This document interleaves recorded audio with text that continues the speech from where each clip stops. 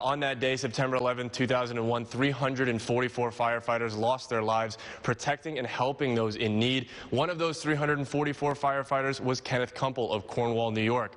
I had the pleasure to sit down with Kenny's oldest son, Greg, now a New York City fireman himself, about what he remembers from that day. One of the teachers pulled us into the room and told us what happened. And from my perspective, I didn't even put two and two together. I just thought, buildings hit, response teams are going to respond to it, and that was about it. So I go home, and then it didn't hit me until I saw my mom just glued in front of the TV, staring at it, and kind of without really saying anything. That's when it kind of hit me. I was like, oh, Dad might be down there. And seeing Mom's reaction, then I realized how serious and how probable it was that he was going to be down there.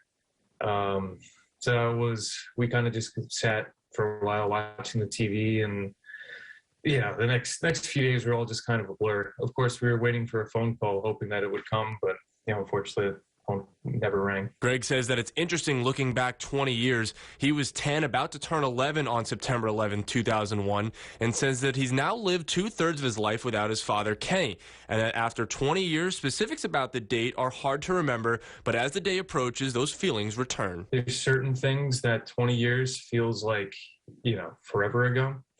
I can barely, remember certain things from back then, but in terms of the day itself, and when you get closer to the actual, anniversary, each year it just kind of reopens some of the older wounds. So in that sense, and the pain and the wound always kind of feels exactly the same, but as each year goes by, it's definitely a little bit different to deal with it. Greg is now a firefighter with the New York City Fire Department, working on Engine 80 and Ladder 23 on West 139th Street in Harlem. That wasn't always the plan for Greg, as he played Division I baseball at St. Joseph University in Philadelphia. After watching and a little convincing from Greg's younger brother, Carl, a New York City fireman already, Greg took the firefighter test. So it wasn't until a couple of years of watching him and how much he enjoyed the job and how much fulfillment he got out of it that we were just talking one day, and he's like, the test is coming up, you have to take it. Not that I needed too much arm twisting, I was thinking about it, but just how passionately he told me, you have to do this. That's when I was like, all right, I'm signing up. Firefighting is something that runs in the family for Greg and Carl, and despite the tragedy of September 11th, it's a career path they both love. My Uncle Jimmy, still on the fire department. My retired Uncle Kenny, he loved the fire department. So my whole family knows. We had 3 uncles that were all firefighters, so everyone knows how fulfilling of a job it is and how much they all enjoyed it.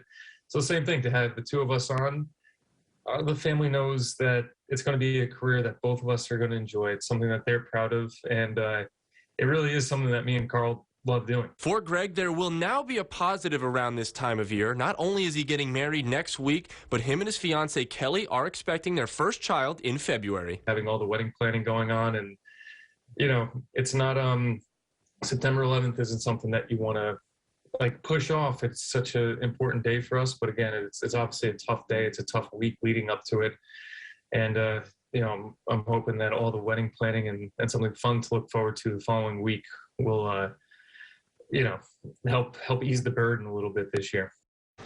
And a big thank you to all the first responders who helped at and around Ground Zero on that day, as well as the months following. In the studio for your weather station, I'm Stephen Pappas.